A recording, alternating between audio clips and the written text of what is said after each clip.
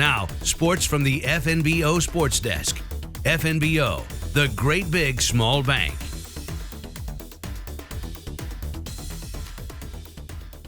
National Signing Day yesterday for many student athletes across the country, and that includes more than a handful here in the backyard. Let's start over at Morrill High School, where it was senior basketball player Ilycia Guerue inking with the University of Jamestown in North Dakota. When I first kind of stepped onto their campus and started talking to their coaches, they were just really welcoming and inviting, and they just talked to me so much about everything at their school and just described everything so well to me. And you could really tell everybody at that school cared about you and wanted you to succeed. When we would walk down the hallways, professors would come out and speak to us even when they weren't scheduled to. And so that's really kind of something that pushed me to really want to go there, just because they just really cared about me from right off the bat, even not knowing me too much.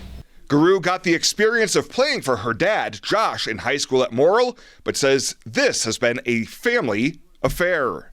I was actually very fortunate to be able to have both my parents coaching alongside me throughout my years, and I think that's something that's just really pushed me to just be so competitive and just work as hard as I have, just putting in the time. I mean, I had my mom when I was little, and then I was brought up to the big dog, and so I was able to be with him.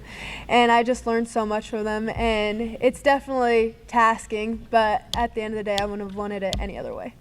This past season, Guerue was the leader in all classes in Nebraska in steals, and Coach Guerue says that type of player fits in well just about anywhere.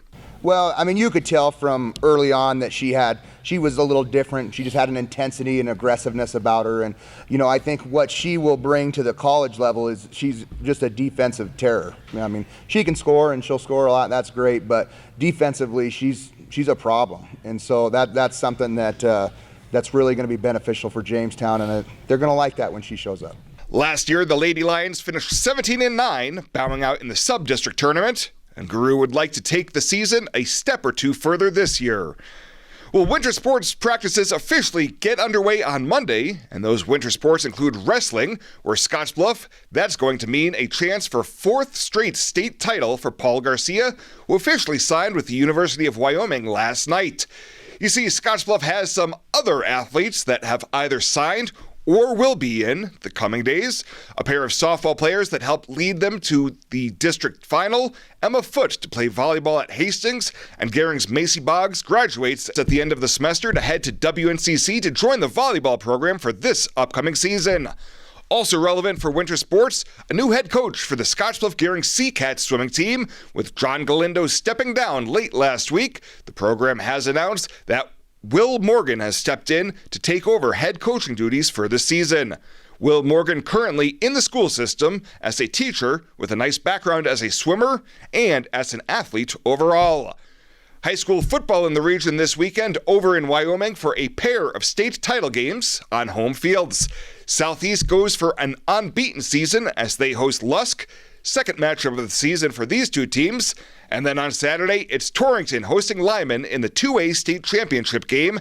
The Blazers will be without starting quarterback Bo Bivens. Bivens was injured in their semifinal win last Friday. 5 o'clock at Yoder tomorrow, and then a 1 o'clock kick in Torrington on Saturday.